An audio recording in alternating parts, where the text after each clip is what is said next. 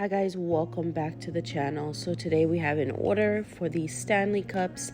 The customer has requested that their logo be on the opposite side of the Stanley logo, and we want all the cups to look uniform. So what I'm doing is I am just measuring the same distance from the Stanley logo on both sides so that I know when to start and stop my framing on the machine. So you can see we're just using a pencil there, and we are going to go ahead, put our logo right up against the start of the frame.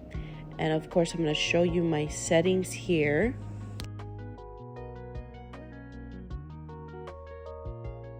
Okay, and once you have your settings right, you want to make sure that you put your cup on and that it is level. And then we're going to go ahead and frame. So here's our starting point right next to our pencil mark. And I'm just watching to make sure that the framing is going to end at my second pencil mark there. You can see it's coming up.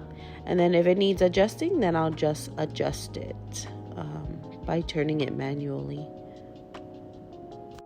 Okay, and when that's done, you click process and start. And then we're going to go ahead and, of course, at the end, we're just going to use our magic eraser just to clean off our pencil lines and clean off where we engrave the cup. You can see it's getting nice and shiny there, and those pencil marks come right off, so we really have no issues with removing that. And then we're going to wipe it down with a paper towel.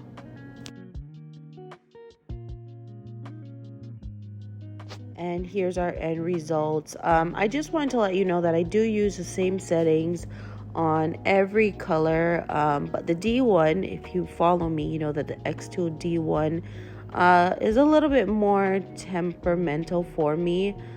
In different colors, I might have to adjust the settings, but with my Xtool F1, I get a lot more consistent results with the same setting.